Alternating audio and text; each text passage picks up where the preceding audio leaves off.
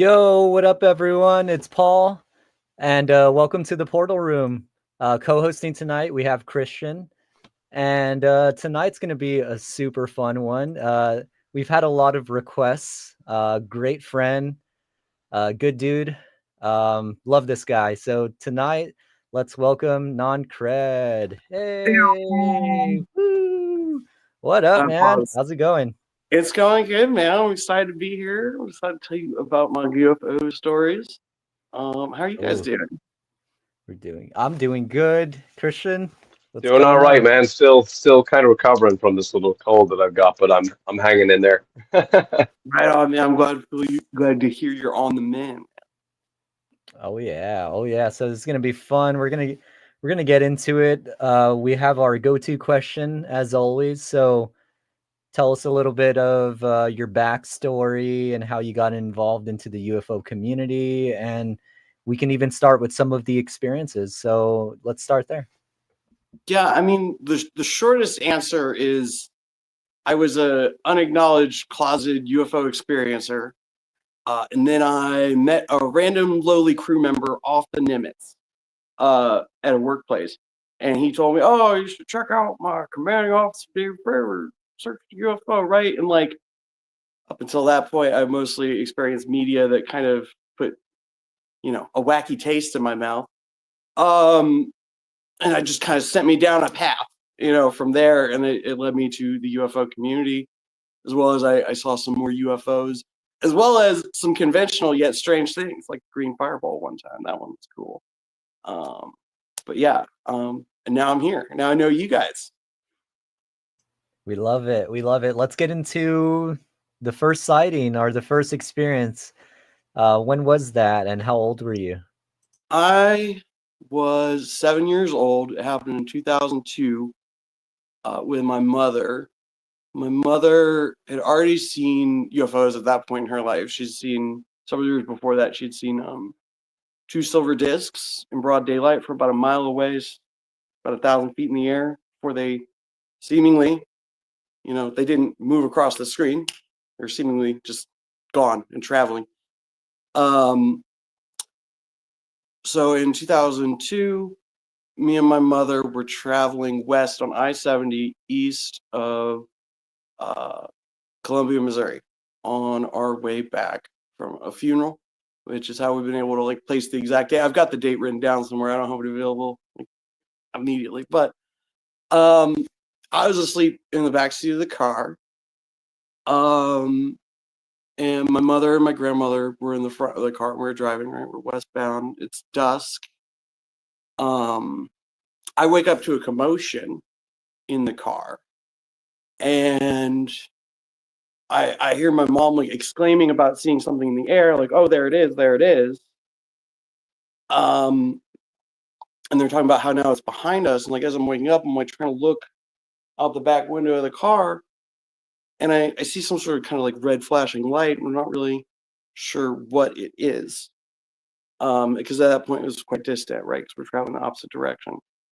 And my mom and me, and my grandma, we talked a little bit about how it was just like, oh, we don't know what that was. What was that? Right? And we continued traveling down the highway. And at this point, it was completely dark. And my mom was like, oh, there it is again. There it is again. And she pulled off to the shoulder of the highway. And whatever this thing was, we could only see the outline of it. The best we can describe it is it was kind of imperial probe droid shaped, maybe a little bit like the Jellyfish UAP video from Jeremy Corbell, right? It's kind of mushroomish at top and kind of almost seems like there's something on the bottom of it, right? And so presumably this was the same object and it had somehow circled around. It was now traveling at us again. And as we stopped, it stopped because it was traveling on the opposite side of the highway going the opposite direction. But when we stopped, it stopped. And like I was sitting on the back passenger side, not the back driver's side. So I had to like lean over and look out the window to be able to see something. I saw the red flashing light on it. I could kind of see the vague outline of it. So my mom decided to do an experiment. She pulled the car forward about 10 feet, and the thing mirrored us. It went the direction it was originally traveling on another 10 feet. We stopped. It stopped again. And at this point, I felt some of the most overwhelming terror I had ever felt in my entire life. As my mom started to try to get out of the car because she wanted to get closer. Like she was, her reaction You're trying to was see it up close. Yeah, like it was like hers was like pure curiosity. Mine was like absolute terror, right? I mean, maybe it's because I'm a 7-year-old who had a childhood fear of aliens. I don't know, right? Like, who knows? Sometimes you just wake up, it's 3 a.m, and for some reason you're afraid somebody's coming to get you. I don't know, right? Who knows? And I screamed at her basically that like we needed to leave. Like I demand, like I was like, please leave, Mom. We have to leave. We have to leave. Wait, And this she got is back. you at 7 years old saying that? Yes. That's so rational, dude. I love it. Go ahead, continue. Heavy duty. Yeah. Yeah, dude. That's what you gotta do when you grow up in a house with irrational people present, right? Not my mom, or in this case, but survival. But then we drove away. We got home that night. We like all talked about it. Like my mom's friend was staying with us. Like we like told her and my dad about it. We were like, what the hell could that be? We were like, I guess it could be some kind of drone thing, maybe. I don't know. But at the same time, even if it's a drone, like why is it traveling 1,000 feet, like less than 1,000 feet off the ground on a commercial highway and stopping when passersby stop and looking at them or whatever, right? So that was my first personal UFO sighting. It happened with my mother in 2002. Yeah, that's pretty much. So did that kind of in a way pique your interest, or did that just file itself in the back of your mind? Because I know when you're a kid, right, you're going through the motions, so you're not retaining everything the same as the way you would, right, as an adult. So did that actually stick with you, or did you just file it away and then you came back to it years later like, oh yeah, that happened? Or what's the deal with that? I think both. Because I think there was a part of me that didn't want it to be real, right? Because it's honestly at that point, up to that point in my 7 years of life, it was the most terrifying experience I'd ever had, right? Like nobody wants like a traumatic, scary experience to be real, right? Like the psyche just rejects that shit. But I think because like I said, my mom had already seen a UFO before that, right? Like my mom is like a very like open-minded yet logical person, right? So it was like throughout growing up, like my mom would be like, don't forget to look up. Everybody's looking down this world. You never know what you might see, right? And like we'd have conversations about like the concept of a UFO from like time to time. So it wasn't like completely unpresent like in my childhood, right? Like the part of me that wanted to like put it in the back of my brain is like being 7, 8, 9 years old watching the History Channel and hearing Barney Hill screaming on those tapes, and just like you're home alone watching the History Channel, you don't think you're gonna find some terrifying, scary man screaming, like it's like, oh my god, I thought it was Betty Hill for years, dude. Turns out it was Barney Hill. But and like I'd have other like experiences, like right, like or not experiences, but like for instance, when I was like 15 or 16, right, like because like I didn't start seeing UFOs, like I didn't see another UFO until after I got into UFOs, right? But like I had like a friend growing up, and she told me this like whole story about like how her parents like went on like a road trip, woke up hundreds of miles down the highway, didn't know how they got there, got a random hotel room, found their missing key 2 states away in the hotel room, right? Like they don't know how to explain it, but they, are an Air Force family that eventually ended up doing contracting work for Raytheon, et cetera, right? So it's like, my paranoid brain, oh God. Let alone that, like, once I did get into UFOs, I went back and talked to her again. She told me about how she had seen a black triangle, like fucking scream, dude. That's wild, dude. Yeah. So you said that you didn't see anything else then after until you started to get back into the topic. So around what year was that? Was that recently, within the past 5 years, or when was that? Oh, it's definitely within the past 5 years. I think it was it's either just the end of 2021 or the beginning of 2022. That was when I met like the crew member off the Nimitz. Because up to that point, I mean, I had a couple things that you could say, oh, excuse me, made me UFO curious, right? Like the Jeremy Corbell, Bob Lazar documentary, might be something here. I don't know, right? Yeah. But like, and like, just stuff like that, right? Like you live in America, like it crosses your cultural conscience from time to time, no matter what you do, right? Like this idea of UFOs or them actually being here, right? Like your friend gets pissed drunk and wants to make you watch Ancient Aliens and let you know he's a closet conspiracy theorist, right? Exactly. Yeah, right. Well, I shouldn't have been so knee jerky because he might have been a little bit more right than I initially thought, right? But that's a long time ago. I used to be a lot more.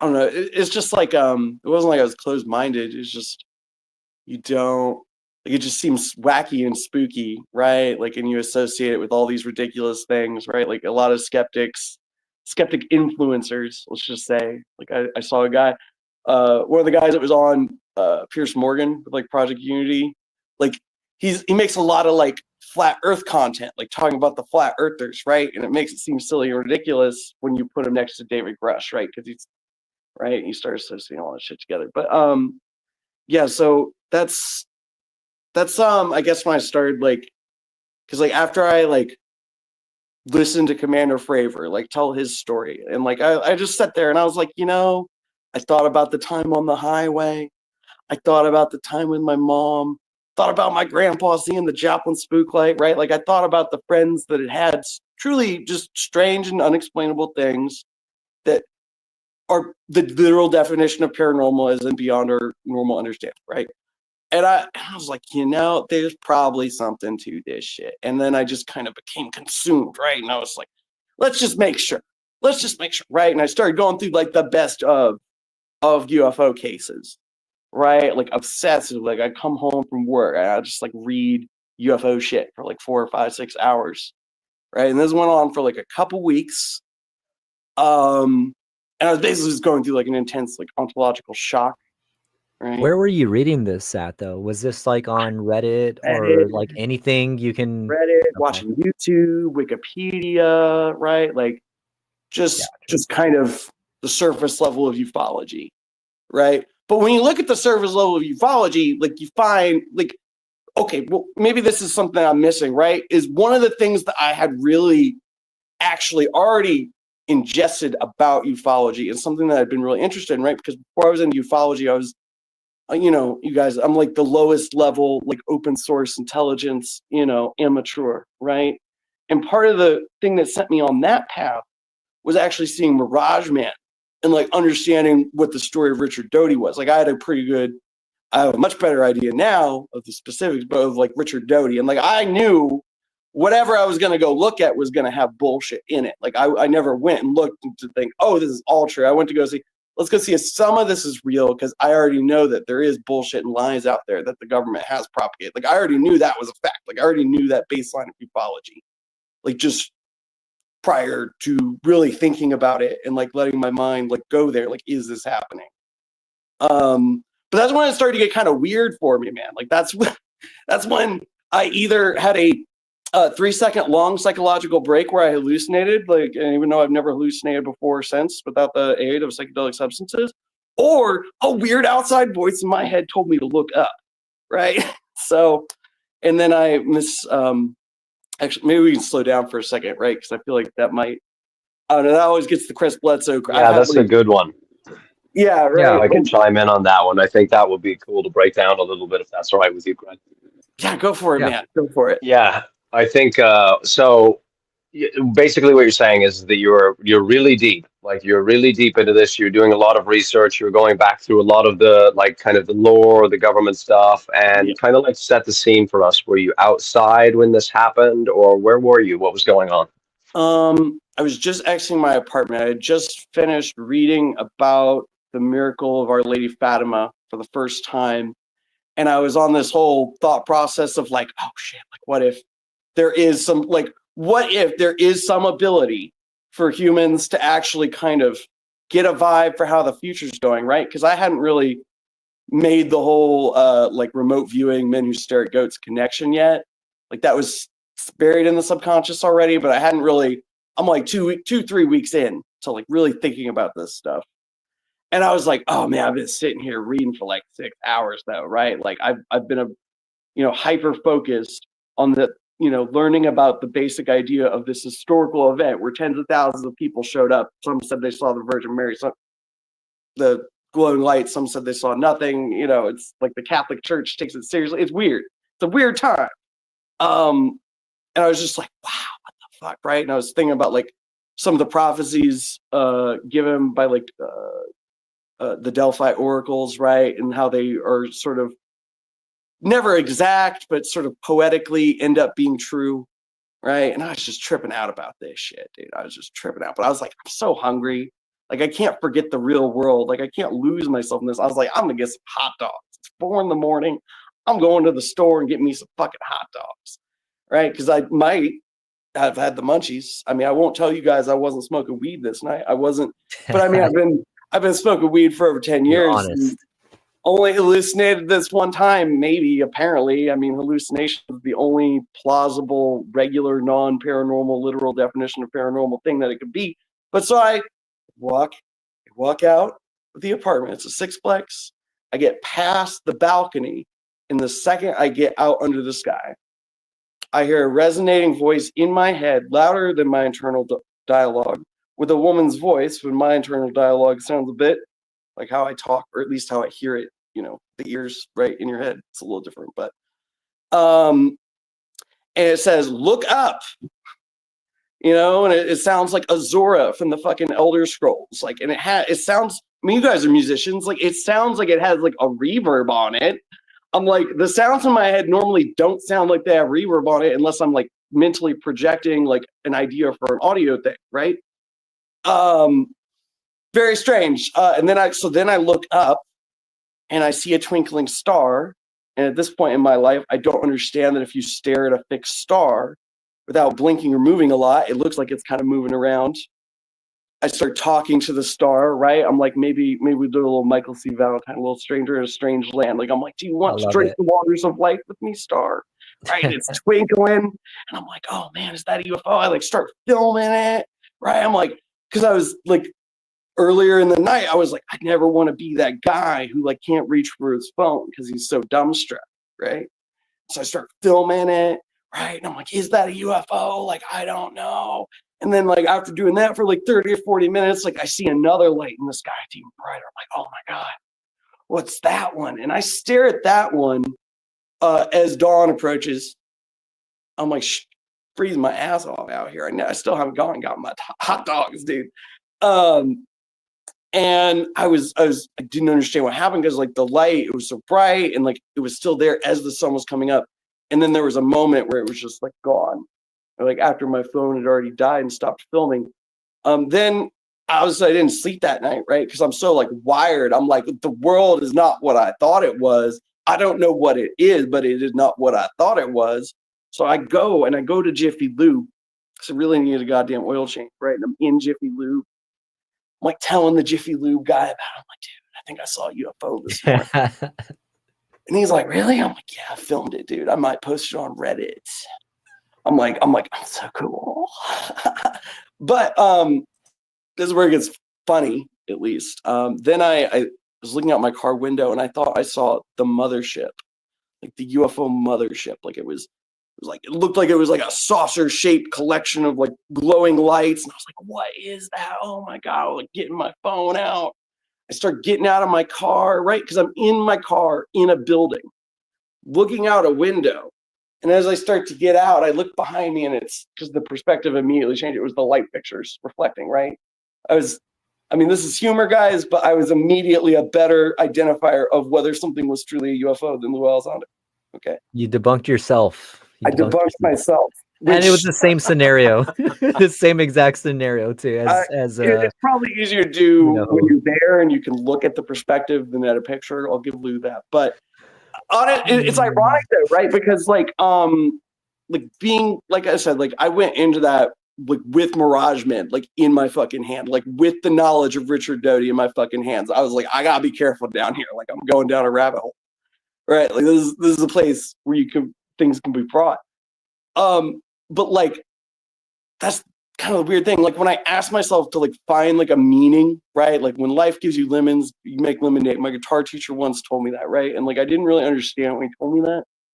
But like whether or not it was a hallucination or whether or not it was a real voice from an unknown source resonating in my fucking skull cavity, the lesson I learned and applied was, okay, like you still use your head, right? Like still use your head. Like you can still be fooled. You can fool yourself, because it turns out it was Venus in a star, like in Sirius. I was looking at and filming that night anyway. But then it gets weird, right? Because then after that, I start looking at the sky all the time, and then I see more UFOs, like actual UFOs. Yeah. Yeah.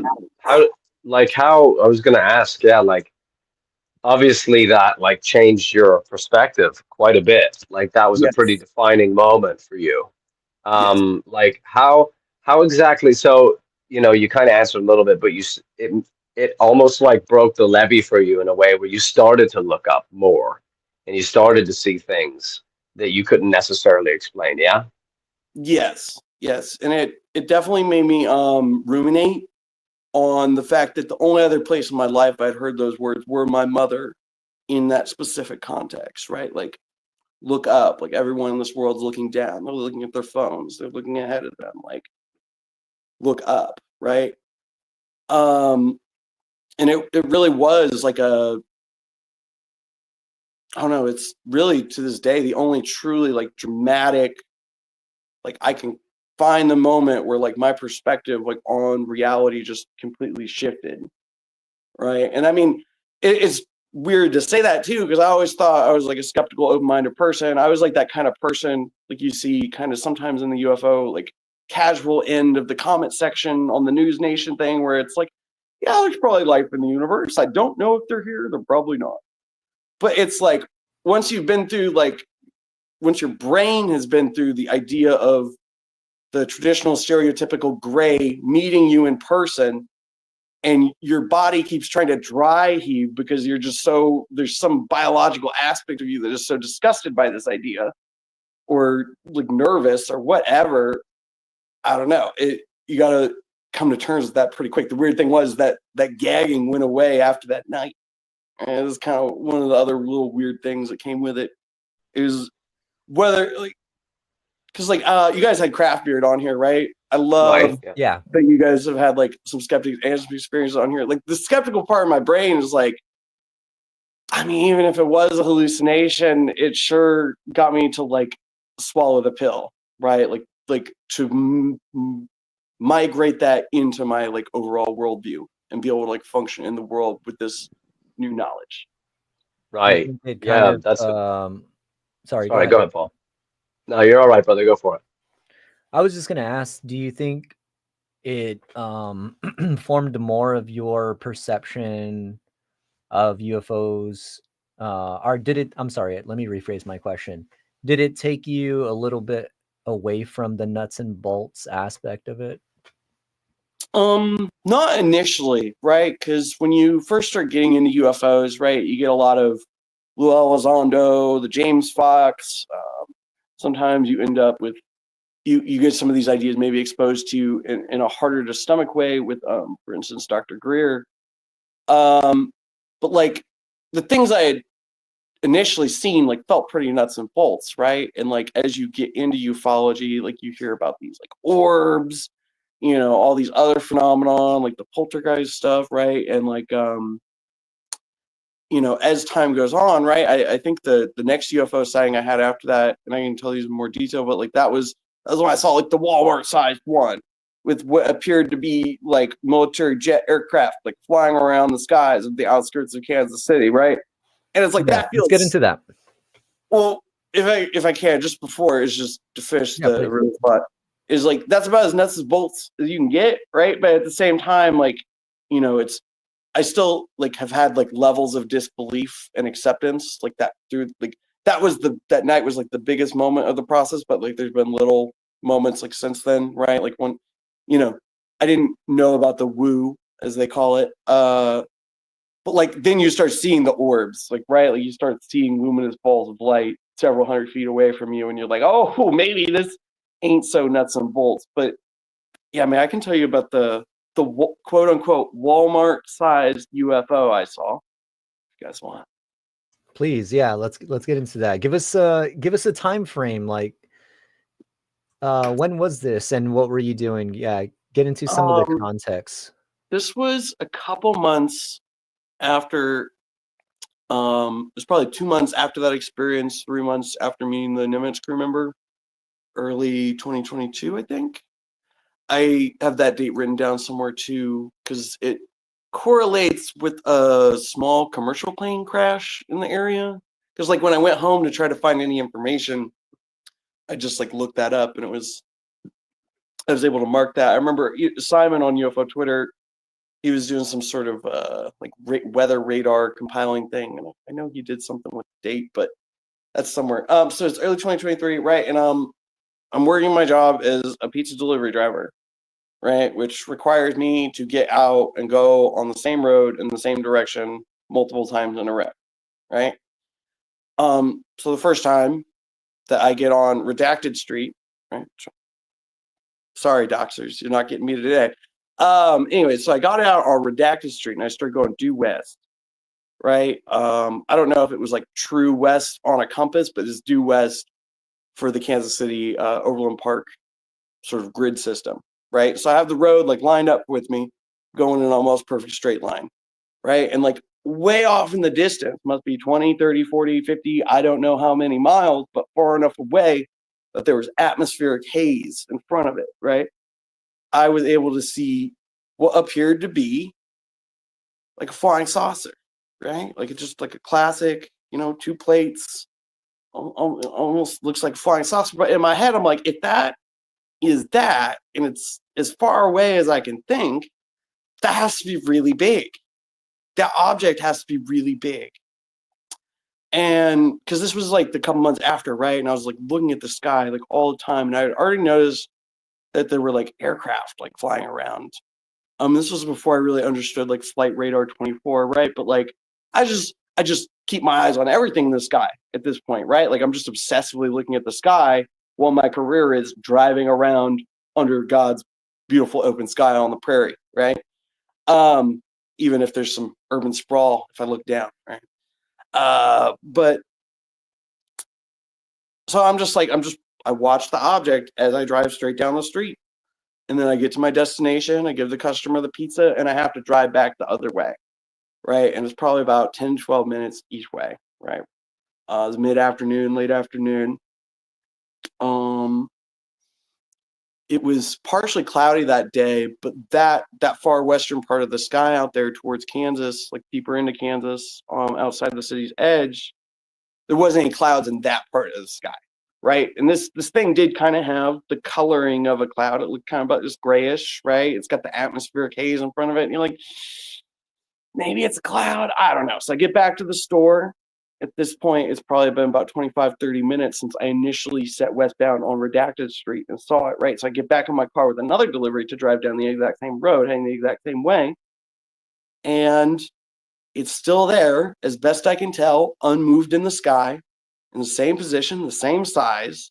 And I start looking around, and you know, I was looking around as I drove back, I got out of my car, I'm like looking around the parking lot, I'm looking around all this stuff, and there are at least 4 aircraft like flying around, and they don't really high up, hard to see, right? It's hard to identify an aircraft with the naked eye. But I'm looking at their contrails, right? They have contrails, so they must be pretty high up.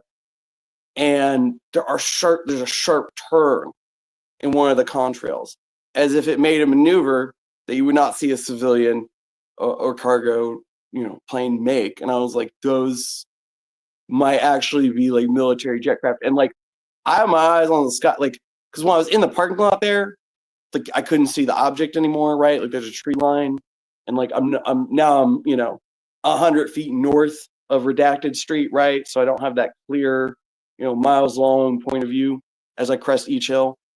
But all these planes, they seem to be going in a pattern, sort of around the object, just kind of around in like the airspace. circling it. Yeah. Huh? Oh, I was Not just like agreeing. directly Like, circling it, but like just kind of maneuvering through the area. You know what I mean? Without, because like when you see like a passenger or a cargo plane, they go across the sky and then they keep going to their destination, right? And it's not completely unfounded for there to be military aircraft activity in that part of the sky over there. We do have Fort Leavenworth, about 30 minutes north of there. And I've seen Chinooks flying out of there. At least they've buzzed my houses, 2 places I've lived like 2 or 3 times, and I've seen them another 2 or 3 times. Actually, just 2 or 3 days ago, I saw 4 of them. I saw 4 of them like the night before last, dude. Just 4 Chinooks, just same patch of sky. But they were a lot closer, a lot easier to identify a Chinook as opposed to some weird elliptical shaped object with jets flying around it. One I know what it is, one I don't. yeah. So that was the last one. No. That was the I know first one after I got into UFOs. After that, it was the 2 orb sightings. Those were the most in-your-face ones, I guess, the closest up ones. Because the first time, it was about 1, 2 in the morning. It was the same spot on Redacted Street. I was heading the same way, and I was at the intersection right outside the parking lot of my job. And I saw this spherical, luminous light, tens of feet at most above the tree line, drifting over the houses that were catty corner on the intersection to me. And as I watched it drift towards me, it then stopped over one of the residences. And I stared at it for tens of seconds, probably. Maybe a little less, maybe a little more. Then the light changed, and I was torn. I was like, oh, I don't want to leave. This is crazy what I'm seeing. But I was like, I gotta get at my work. I gotta deliver this pizza. So I just drove. When I came back, I couldn't see it. But then several months after that, this is during 2023, I believe. This is like before David Grush, or maybe one's before, one's after. I don't know. This part, the time frame for these is a little murky because it's just like they happened. And at that point, I was just like, this shit just happens, I guess. But I saw the same sort of light, but this time it was outside my residence. It was around the same time, 1 or 2 in the morning. And like I live next to like a park, and like let's see, there's a road going through the middle of the park, right? I live on a street that's on like the residential inside of the park, right? So like the building faces the park, right? So you got to go out, go across, then get on the main street, right? And the park runs all between the 2 streets. And so like as I'm about to make that right to go through the middle of the park, I see a similar luminous object traveling this time towards me over the park. And I made that right, and I saw it from my left, and I was like, oh my God, there's one of those lights again. And I was like, what do I do though? Right? Because I was, again, it's the classic tale. I was in the exact same shoes. I was trying to go get a hot dog. And what? Okay. I was trying to get a hot dog, man. I was trying to get my hot dog. There's a theme here with the hot dogs and UFOs. I don't know what the correlation is yet, but there's something about it. Yeah. But the interview with Gary Nolan talking about like people who had seen a similar phenomenon and like had it pass through their body and then cause medical problems played through my head. And I hit the flight, not the fight. So I took a left. I had it outside, I had seen it like coming at me from my left side, and then I went around it, right? And then I went past it and like to get away from it. So I saw it from 2 different perspectives. So it wasn't like it was like a light pointing at me. Like it had the same luminous light orb thing going on when you looked at it from one side or the other. So I at least saw it from two perspectives, but I was just like, I just got away from there, man. At that point, I was just spooked, right? Because like I had that pill swallowing for the nuts and bolts, not weird fucking light orbs that can fly through your body, right? But like, but then you sit there for 5 minutes and like, well, the universe is probably only half as strange as Douglas Adams says. It might even be more strange than Douglas Adams says. It's probably the least strange thing out there is some weird luminous orb light that gives you cancer, right? Like there's probably all kinds of things in the universe we don't know or understand in our narrow vision of spectrum and our narrow vision of hearing and our narrow vision of feeling in our little tiny dimension or what have you. But and I guess after that, there was nothing like really like in your face.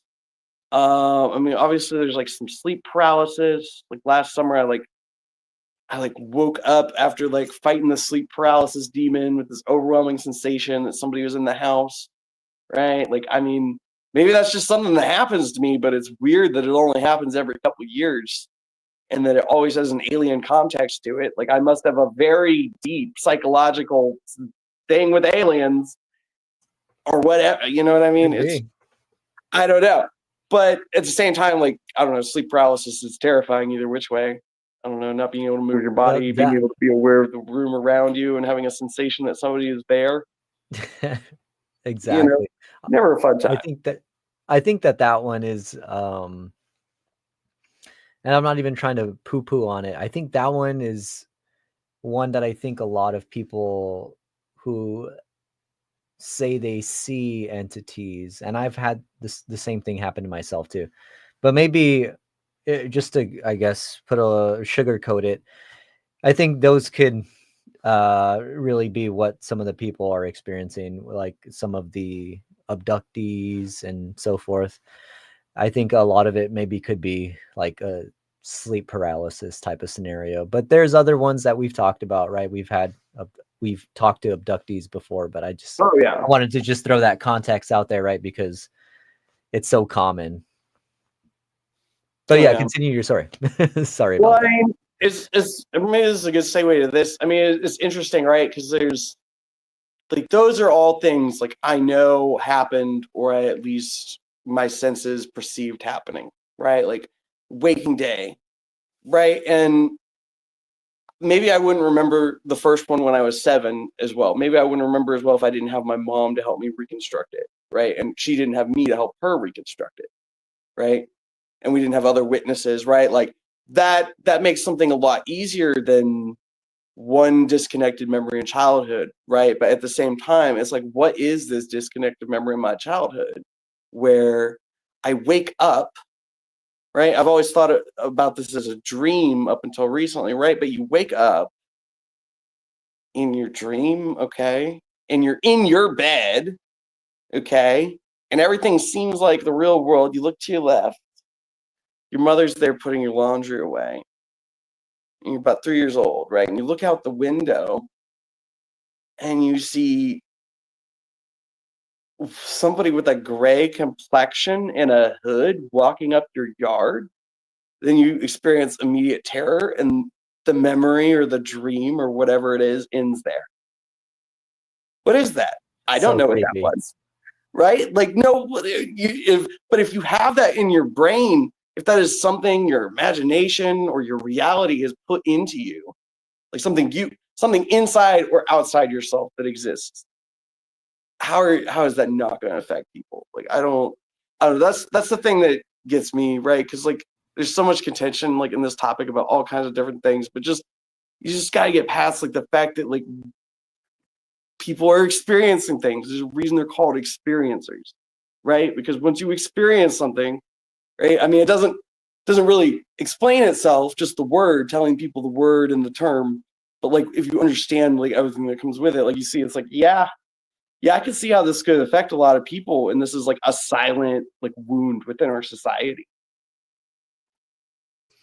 Yeah, I agree. I think there's maybe something subconscious to like the archetypes. And like when you were talking about Craft Beard, I keep going back to his episode and how he referenced like the the cultural like the collective consciousness, right? Like, and that can be influenced through propaganda, which is how we can just use the Hollywood example of a gray or the flying saucers, right? I think that gets embedded over time and maybe even can get passed down genetically, right? And I mean, who knows? I'm just speculating here. Oh yeah, I mean, who knows? Maybe it's that, or maybe it's my family's connection to nuclear bases. I don't know. Oh, yeah, that could be a possibility. Yeah, nothing serious, but it's like my great grandpa was in Curtis LeMay's bomber wing. He flew recon over the first atomic sites. Then his son, my grandfather, worked at Strategic Air Command, and then he left the Air Force, but later rejoined to the U.S. Air Force Reserve, where he worked out of Whiteman Air Force Base here in Missouri, several hours from the 2002 encounter, where, we keep our B-2 bomber fleet, It's just like, because like, I don't know, like when you start experiencing things like this and you're like open to this world, right? And you have like a genetic autoimmune disorder, right? Like you are left with this question of like, did I get like fucked up by like a UFO's like afterburner? Like, am I some weird experiment? Like, am I a fucking hybrid? But I totally get that. Yeah, that's valid. That's a valid concern. You know what I mean in this topic. But I also have to ask myself, right? Because like I mean, I hate to give a major corporation a shout out on an indie podcast, but like News Nation does do some actual reporting in a way that is superior to some of what other major news outlets do. Because, dude, they did like a piece on like people who worked at Area 51 and like just how many systemic health problems were in their families, right? And I'm like, maybe it's the alien. Maybe the aliens are here to fix what what people standing next to nukes did to my family genes. Who knows? Maybe the aliens aren't even here, and they're fucking demons. But that's kind of what I wanted to ask you about too, Cred. Like throughout all of your experiences and kind of everything that you've consumed, as far as like the lore is concerned, what's like a conclusion that you've drawn, maybe about your sightings? Like, do you feel like this is an alien race that's visiting planet Earth? Do you feel like it's just military tech, or do you feel like maybe it could be like ultra terrestrials that are from the Earth originally? Like, what's your take on that? I mean, I think the simplest answer, and I mean, I'm pretty well known for making this opinion, is there's more than one thing going on here. There's at least 7 or 8, right? And some of them are more conventional, and some of them are probably not, right? Like, there's definitely a subset, like out in of people that see experimental military craft and they think they're UFOs, right? I mean, you got to carry, when you got your Mirage men in one hand, right? But then when you pick up Dr. Greer in the other hand, you have to realize there's people seeing fucking orbs at several hundred feet in front of their house, right? So it's like, I mean, I don't know. Like, that's the whole point of what a UFO or UAP is, right? Like, it's something you truly don't know a definitive answer to, right? Like, it's beyond me to give a definitive answer to what I've seen. But I wouldn't be surprised if the one I saw when I was younger, I wouldn't be surprised if that was a military tech, right? I wouldn't be surprised if that was a drone. Like, that thing, beyond being able to get in front of us and potentially go hundreds of miles an hour to get there, like, there wasn't anything obscenely beyond our like capability, like beyond like known capability, right? It's just insidious that it's like stopping when we stop. It's fucking weird, and it's in the sky. Like, what is that, right? But at the same time, like the discs my mother saw, right? Like fucking Slaughterhouse-5 style, like silver discs in the sky, accelerating faster than the human eye can perceive. I mean, that seems like something beyond the normal world, right? And so I don't know. And but then you like the thing with the voice, right? Like, I mean, like, what is that? Is that like an alien using technology that feels like magic to talk to me? Like, is that some sort of like Star Wars, like the Celestials, like divine voice of the universe communicating to me? Is it God? Like, I don't know. I don't know. But it could be all these things, none of these things, or any of these things. You know? Like that's my what like conclusion.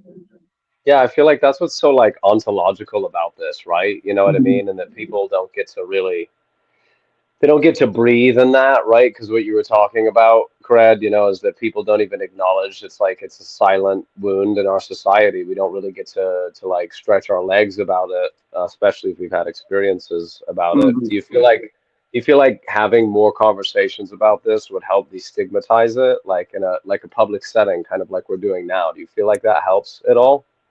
I mean, I think definitely, right? Because like I still feel like, for instance, if I talk to my auntie, like sometimes I'll feel like some stigma from her, right? But I think that's less to do with the UFO subject and more to do with there's some names associated with the UFO subject that is, let's just say, her mind's on politics and she don't like them folks. Okay. Right. And so she kind of has like a knee-jerk reaction to the subject, or like how I'm spending my time, right? But like if I like really sit down and like talk to her heart to heart, we can kind of get through that, and she'd be like, yeah, there's probably some shit going on here, right? Like, and when I go out like to like my job, at least in the food service industry in the Midwest, about 20 to 50% of the staff of each place I've worked, like since I've like basically like if you wear the UFO Lake Group hoodie, okay, and you go to Uh-oh. work, okay, all right, God rest his soul, UAP Mike, wherever he is. But if you if people start telling you their UFO stories, right? And like I've had some people tell me they saw a UFO, and I'm like, you saw Starlink.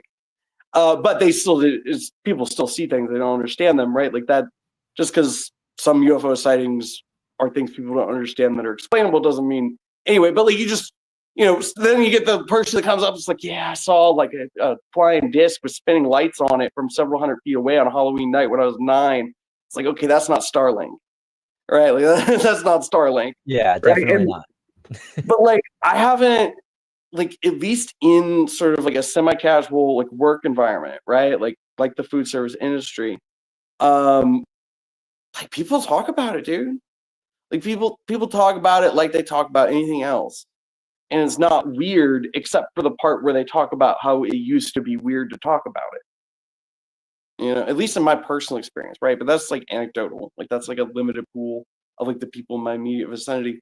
Like being able to talk about it, like because usually when that conversation goes down, like I'm the UFO guy in the room, right? So people are like looking to me to speak with them about it, right? But like being able to talk about it, like because like I started on Reddit, and it was like kind of a very reactionary, negative, probably bot filled environment. And like honestly, I almost got sent down sort of kind of like a path of like radicalization through like the MH370 like Ashton Forbes pipeline. It wasn't but because his behavior was so terrible, I was able to really step back and like look at the greater situation and kind of reevaluate as time went on. So how about you actually get into like that, getting you into the UFO community on X, Yeah. and how you kind of got into the Well, X UFO Twitter universe and yeah. whatnot? Yeah. Was I mean it's pretty linear. Because like I basically became a UFO podcaster watcher. Like after that, I just spent a lot of my free time in the media consumption, watching like that UFO podcast and like Richard Dolan and stuff, Ross Coulthart, Bryce Zabel, right? And that was at that right. I'd kind of gone through that ontological shop, but I got an acceptance, and I was just kind of like following it from there, right? And that continued until David Grush came out. And after David Grush came out, I went through a series of events that included witnessing and identifying Jason Sands of a person of interest on the Goof On live stream the night David Grush's interview dropped, to kind of feeling like super politically activated, right? And I started like making memes. Like I felt like they were like I felt like a sense of divine inspiration to make these memes that I had not felt since I was like writing country music a couple years before, right? Like I was like, these memes are fire. I started sending to Ross Coulthart. I was like people keep talking about this UFO Twitter thing. Like, I'm going to go over there and make an account, post these memes. And I would spend a lot of my time on Reddit, and I would get in like Reddit arguments with people, right? Which was never productive, right? Because it was just a bunch of moving goalposts, and half the time it felt like they were insincere and trolls, right? Not completely unfamiliar to Twitter or Twitter Spaces, but maybe a little bit more of a dead end in that situation. But that just kind of UFO Twitter kept just kind of peeking into UFO Reddit. And I ended up there for the first time. I think it was Red Tupa and like fucking John Greenwald Jr. and Ken Klippenstein for the infamous Twitter space. And the one UFO Twitter space that ended up on the nightly news due to Ken Klippenstein. I think John Greenwald hosted that one. And so that was when I discovered Twitter, because I had been on Twitter for a couple months at that point. I didn't know spaces existed. And at that point, I was like hounding Ashton because at that, like, I was so like politically activated, right? And I was like, these MH370 videos, right? Like, we gotta figure out if these are real or fake. Because if they're real, they'll break the fucking case. But if they're fake, we gotta get this shit out of here because it's consuming everyone and like just destroying the unity that David Grush brought, right? Like, cause I'm just like, that's all I can think about. And then I fell into a Red and Tupa space. And so the rest is history from there. I mean, we can go into that, but that's a whole diatribe of UFO Twitter niche meta and personalities and calling people out that I'm not really trying to do, at least here. Right. But would you say when you joined UFO Twitter and so forth that it kind of kept you more up to date? And because you used to throw spaces a lot, so what was kind of the purpose besides just talking UFOs? Like, were you trying to get something out of it, or I mean, what was kind of your focus on doing spaces? And I know anybody will spaces? like, that's just on like a kind of basic level of interest of ufology. They'll throw spaces and whatever, but I would kind of maybe want to know what your goal was personally in regards to throwing spaces about this topic. Well, when I first got on Twitter, before I knew about spaces, I'd use like a lot of like NAFO hashtags and stuff like that, right? Because what I was doing before that on Reddit, which I was having some success with, right? As I told you, I was like making these memes. So I'd go to non-credible defense, right? Which is where the name non-credible UFO reports comes from. And I would like post these memes on there, right? Because it's just basically like a meme machine about military industrial complex companies, right? And so so I was like, my initial idea was that I would find people, like groups of people that would have like UFO curious people within them. And I would find some way to like activate them, right? Or like get them thinking about the subject in some way. And, but that kind of like trailed off like once I found like UFO Twitter spaces, because I was like, oh, I've been swimming up the information stream and I have not found the penultimate source of ufology's information stream, but I've found a significant tributary that is also a key place for personal narratives to propagate and mature within the community of ufology as a whole. It's like a central node in the ufology ecosystem. Definitely. Right. So my main goal in holding spaces, I mean, obviously, like the goals have shifted. Like sometimes I'm just host a space to have fun, guys. Right. Like, I mean, I think some of my spaces have been titled like non-credible, like high drunk, non-credible UAP reports. Right. And I was like drinking a little, smoking some weed. Right. And I'm just like shit talking. Right. But like the general modus operandi was when I came here, I saw how troubled the community was. I saw real indications that there had been some outside forces, plural, that had kind of instigated a self-perpetuating motion machine of dissonance amongst the community. And so I was hoping to kind of sort of recenter and refocus that, as well as get to the bottom of some of the allegations that help perpetuate that system to try to destabilize it enough for it not to be completely self-sustaining, at least in that form, if that makes sense. Yeah, no, it does. And I think in a lot of ways you're very in the middle with a lot of, I think just personally, I think you try to stay neutral, but we won't get too deep into that because I know there's a little controversy around some of the stuff. So Christian, if you want to pop in here, man, that'd be great. Yeah, I think what do you call it? You know, it was kind of the same for me, Cred, when I came into X. I noticed that there was a lot of division. Uh, you know, whether or not that is from like, you know, disinformation or narratives or, you know, just personal strife between individuals. Human nature. Yeah, exactly. There There's a might be lack some of of that cohesion. sprinkled in there. Yeah, exactly. Yeah, sprinkle that on top, and yeah, you've got a recipe for disaster, right? Um, yeah, and I mean, even within the experiencer community, you know what I mean? There's a lot of like factions. Like people break off into factions. You've got your love and light, you've got your doom and gloom, and then you've got the people that are kind of stuck in between, like, hey guys, you know, why can't we just all get together and figure this out? You know what I Right, mean? right. Like, I feel like a lot of us have to create enough room for all, like every individual in the community to exist, and that's difficult. Like, that's a difficult thing to accomplish, because a lot of people, especially with experiencers, like you hear that, like, you know, a lot of people aren't ready to kind of hear some of the more like out there kind of stuff that comes along with this community. And I think it's Mm. really easy in that and when that happens to create divisions. You know what I mean? So it's like in order to create like a space where that doesn't happen, you have to run a really tight ship. And I've seen you do that before, and I think you do a great job of it. But it's very taxing. You know what I mean? It's a very taxing position to hold. Agreed. Yeah, and that's what for a lot of us hosts. I know that there's a lot of hosts that are in here watching right now as well too.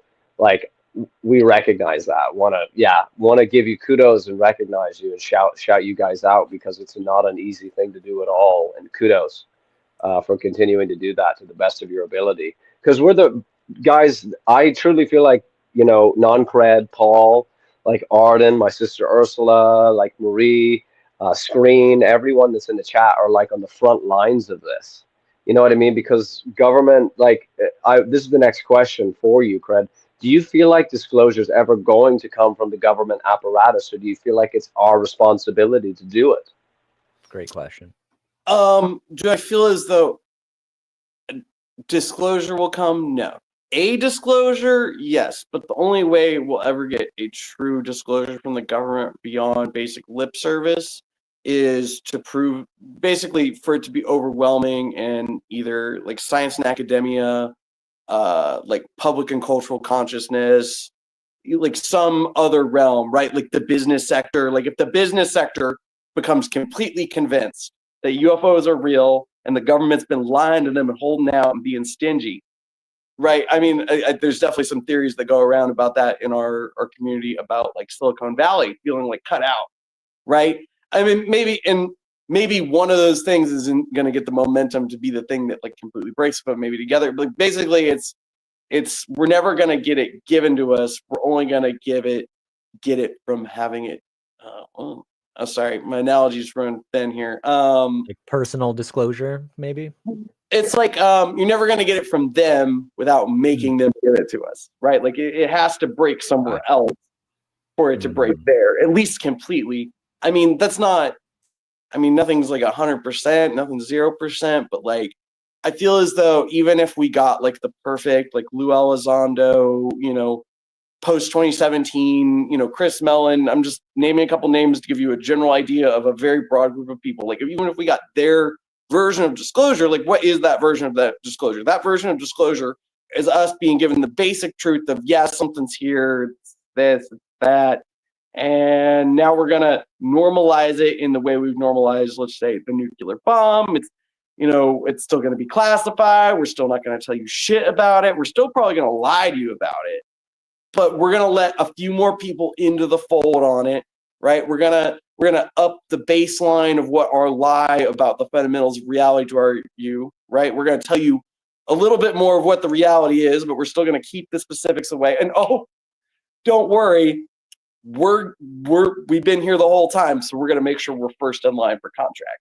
Like, that's the ideal disclosure move. And honestly, it's a lot better than, like, I mean, you know, an iron-fisted, you know, dogmatic cover-up. It really is. But, like, that's not the government giving us real disclosure, right? Like, that's the government giving us lip service, right? It needs to be science, it needs to be culture, it needs to be public opinion. Like, those are the things that get disclosure, right? There needs to be, it shouldn't be called disclosure, it should be called a consensus, right? We need a general consensus, right? Absolutely great. It's very similar to, like, the what's the astronomer's name? The revolution where we realized that the sun doesn't revolve around us, we revolve around Copernicus? it. Copernican revolution, thank you. Or it might even be a parallel, though it's not, obviously it's not as in your face as that was to society and how it affects society, but there's kind of like a historical parallel potentially between, like, the Protestant Reformation, right? Like, it's one long step from a man, you know, a monk putting something on a door and starting to print Bibles in German to living a world where the Bible is the most available and, like, well-translated book in the world, right? There's a lot of steps in between. Yeah, I totally agree. So let's kind of pivot here, Non Cred. What do you see? Where do you see yourself with this topic in terms of goals personally? Because again, like you said, I don't think the government is gonna, and maybe I'm being a little negative here, but I don't even know if, like, that consensus is gonna even serve any real purpose in terms of disclosure and so forth. But what are your personal goals moving forward? I know you've taken a step back from being more involved with the UFO community and, you know, everything else with that. So what's your goal now at this point? I think right now, I think one of my main goals is you know, Luis Elizondo, he does say some wise words from time to time. That's no doubt. And one of those is, like, you're still going to have to take out your trash the next day, though, even if your whole reality's been flipped up, right? And it's like, some of the things I need to deal with, I've honestly been putting off longer than I've been in UFOs, right? So it's, like, kind of like my main goal with ufology. Like, when I think about ufology, like, in my day-to-day life right now, it's like, I need to deal with this, I need to deal with that.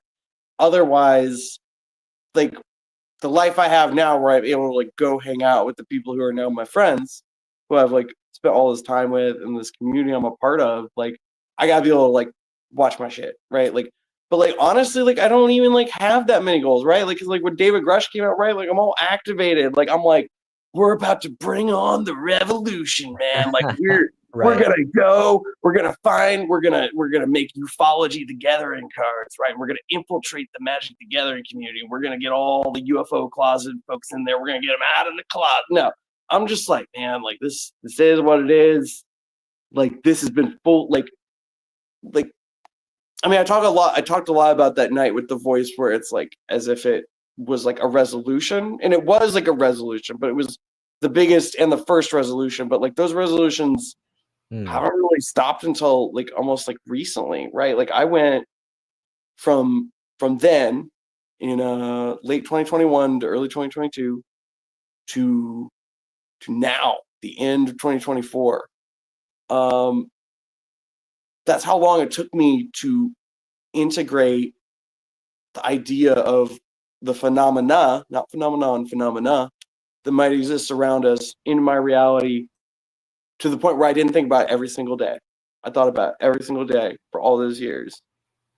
And it was only after all that time, all that energy, like, was I able to just be like, okay, like, this is just the world we live in now. Yeah. This is the world I live in now. Yeah.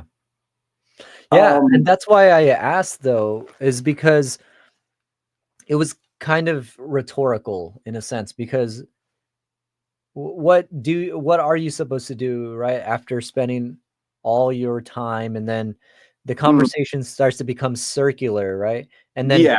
once you're an experiencer like yourself, you have to rationalize those experiences and then integrate them the way you just explained, and then you can kind of sidebar them and just leave it there for when you're actually interested, instead of spending all your time thinking about it. I mean, in a way, it kind of, and I think anybody would agree with me, it's kind of depressing in a way when you think about this stuff constantly. Do you get what I mean? Or at Yeah, least it's consuming. when you're not, It's consuming.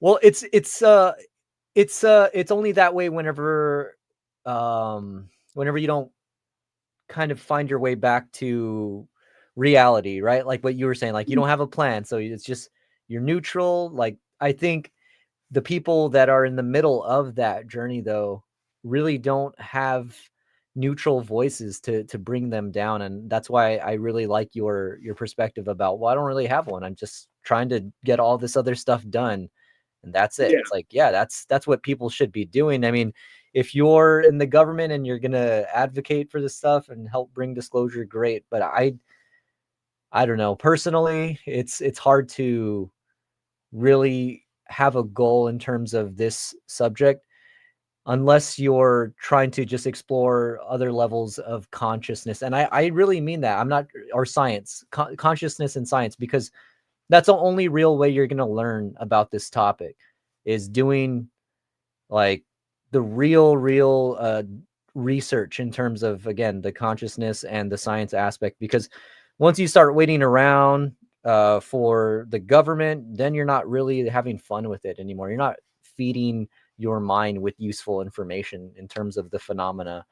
And I can say myself, I've personally taken a lot of time where I wasn't even talking about UFOs at a certain point in time. At a certain point in time, I was just in the conversation because it was easy. It was easy to talk about, right? I wasn't challenging myself. And then I started to realize, all right, let me take a step back. Let me take a step back and let me maybe see, if I don't talk about this, how that will form my opinion and perception of this. And it's changed, and I can see that within yourself too. So that's why I'm bringing that up. So I love that you said you don't really have a goal. I think that's awesome. Yeah, man. Because like I think like a big part of it, right, is if we take the idea that disclosure is basically an unrealistic, romanticized idea, right? And like what we need is consensus. The real, like, the concept that you introduced me to, right? Like the idea of like personal disclosure, right? I mean, that's basically what I'm describing. I've just described the 3 to 4 year process of personal disclosure to get to that resolution point, right? But that's probably how we get disclosure, right? Is like a people going through that to the point where we reach a tipping point where it then becomes consensus.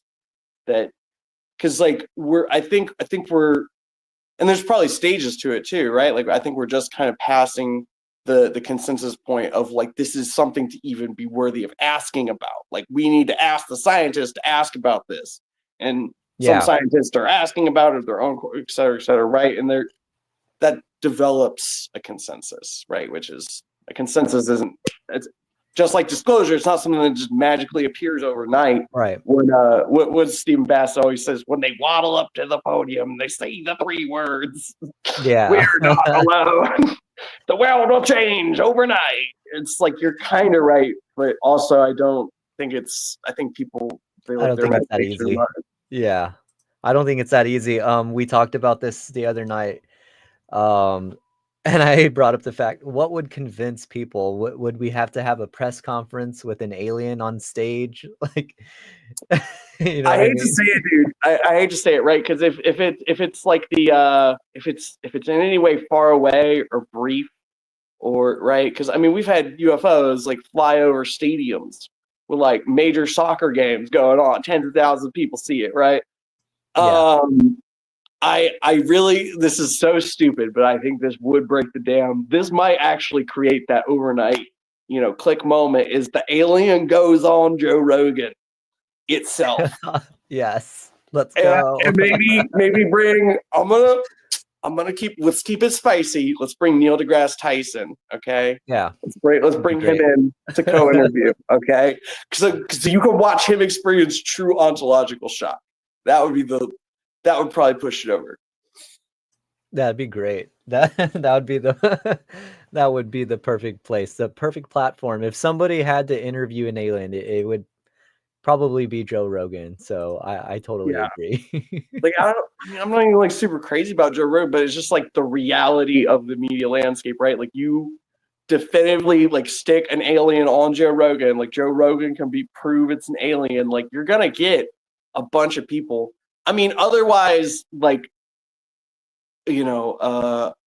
aliens or ultra terrestrials or whatever, right? I mean, there's a whole it's in my That's a good point to make, right? The spectrum. Yeah, right. Like I think it was Kurt Mungo who released it, right? It has like 70 possible answers for all the things they could think of that could be the result of somebody seeing something in the sky, basically. But like, unless they're just like out walking amongst us the next day, right? Unless they go childhood's end and just like park their ships over our cities all over the place indefinitely, right? Like I think otherwise you're going to get scenarios where it's like those soccer games like in Italy in the 60s, right? Like plenty of those people probably walked away as closeted like UFO thinkers or experiencers, right? People who would in one way or another be open-minded about that, right? But like society didn't change, right? Because it's like still a localized event, right? So it might have shifted the local culture, but it's not enough to just like completely wipe away like the national like landscape of their culture, right? And like their attitude towards the subject. Like, and like I don't know, but then there's also that problem where we live in the modern day now, right? So even if they had landed, got out, and it was like fucking Bijou and like Stephen Greer like high-fiving like in the field, like there's still that might reach like push us past a consensus point, right? But there's still going to be plenty of people who don't believe it or can't believe it, right? I mean, we live in a like society has a consensus about the shape of the globe, right? But that doesn't stop it. Like that doesn't mean 100% of people agree on it, right? Like, I mean, there's people out there who think it's flat. There's people out there who think it's something like a disc. Like, so to that point, you're never gonna get everybody 100% on the same. You're never gonna get 100% of people 100% on the same page. You know what I mean? I agree. Yeah, and just a little sidebar. I think there was an expedition recently where a couple of people went to Antarctica. You know what I'm talking about? Yeah, it was like notable like flat earther influencers. Yes. And they did like experiments and they proved the world was round, and then other members of the flat earther community tried to call them they stayed. And they stayed. Oh, they stayed? No, I'm saying like they stayed on the idea that it's still flat, even after seeing like the curvature and all that. It's great. Oh yeah, dude, I remember there's like a documentary out there somewhere on flat earthers, and there's like a flat earther, and he like does an experiment where he like points a laser several miles across like open water, right? So there's no like elevation difference, and he's like, it should go through the hole, right? Because the Earth is flat, and it ends up having like several degrees of variance due to the slight curvature of the Earth. And he's just like, but I don't know. It's a wonderful movie though, right? Because like it really tries to, it doesn't try to like ridicule or like make these people sound insane, right? Because like plenty of like everyone believes in something that's not true at some point, right? Let alone the tooth fairy. Okay, like no reason to make people feel like they're imbeciles or ridicule them, right? Unless they're just terrible people. Sorry. But like it's just difficult, right? Because we live in an information environment, we live in a society, we live in a world where information is a weapon to some, even. And when people are basically turned into something to be used like in that world, like society's like response is to ridicule them, right? And like I think you see that a lot in the ufology like sphere, like on a micro scale, right? Because like sometimes people will who would otherwise, be people you agree with. Like maybe they believe something that doesn't have good backing, right? And like a lot of people have that knee-jerk reaction to be like, to criticize and chastise them. You know what I mean? Whereas a conversation would probably serve better than chastising people. Totally. Yeah, and that's the issue, I think, in regards to what we were talking about earlier. I don't remember if it was on the podcast or before, but just about when you get too comfortable, right? You start to, it makes it easier for you to criticize people.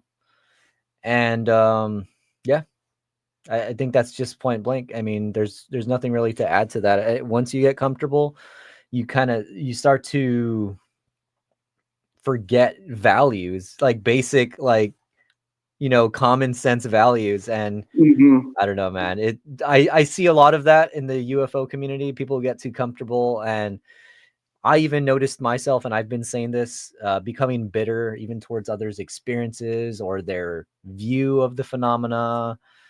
And I don't think that's a good place to be when you're spending all your time, again, right, just thinking and talking about this, and then you got this random person who maybe just made an account and they're just interested and they want to come talk about UFOs, and then they say something that rubs you the wrong way, and then you just become an asshole, right? And it's like, oh man, like you think about it later, you're like, was that necessary? Like really over this topic? I mean, it's bad enough that 50% of the world already thinks UFO people are kooky. So I mean, yeah, right. Like it's like if me now could talk to, like, if me now was like hosting a space, and me the night I thought Venus was a UFO, like came in the space with my obviously it's Venus like video, and I was like, oh my god, guys, like I think I saw a UFO, right? Like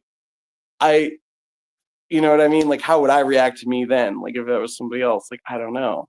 I don't even know, man, because it does, like, there is like like, I think it's like something I referenced earlier, right? Like as you are going down a rabbit hole, right? So you have to be able to keep track of your spelunking, right? Like you have to keep track of where you are, like how it's affecting you, like, you know what I mean? Like you gotta self-regulate. yeah.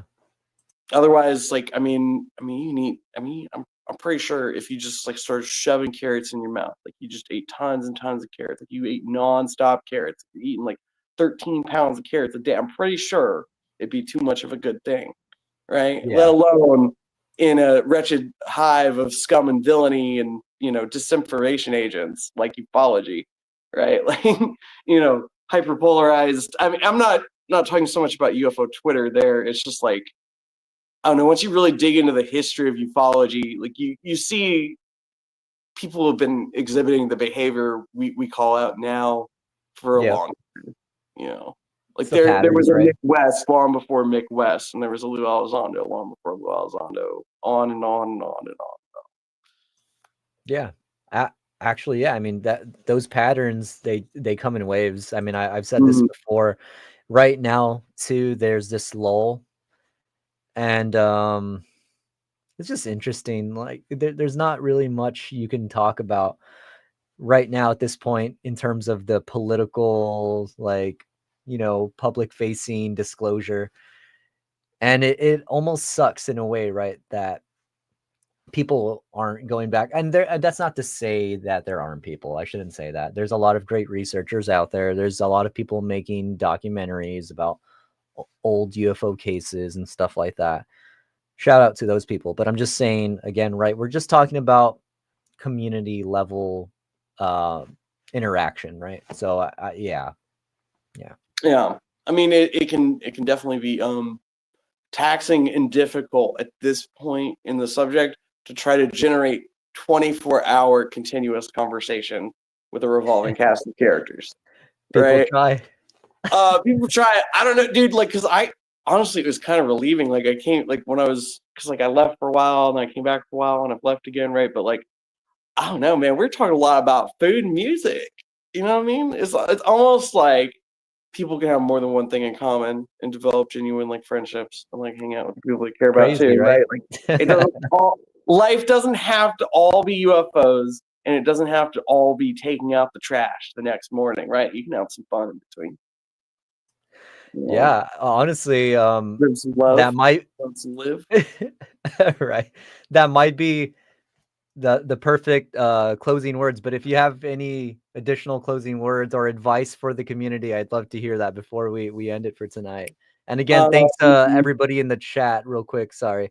Thanks everybody in the chat that came through for Non Cred. It was a pretty packed house tonight. It's awesome. Thank you guys. So go ahead, man. Well, like and subscribe, upvote. Oh wait, no, this is like and subscribe. This is the Portal Room? No, this is Paul Romanos YouTube page. Like and subscribe to where you are currently watching. And to the community, don't call out a hypocrite if you're not going to call out the other hypocrites. Okay. Otherwise, I mean, what are we even doing here, right? Are we just being personal? We're just having personal vendettas and gripes and beefs. You know what I mean? Like, plenty of bad people, plenty of good people around here. Like, you gotta, just do right. Treat people like you won't be treated. It's not that hard. And maybe throw the money lenders out of the temple. That never hurts. I agree. Perfect closing words. And again, I just want to thank you, Non Cred, for coming through. You were one of the top requested guests from the community. So we're honored. And yeah, man, thanks so much again for coming to hang. We should do it again sometime soon. Maybe for one of these live streams when we're just kind of shooting the shit, hanging out. But just let me know. Yeah. I told you my schedule, so you know when I have free nights, because otherwise I have to like work in the evenings. But yeah, man. Well, everybody, I want to thank you again so much for coming to the Portal Room. And with that being said, have a good rest of your night, everyone. Peace.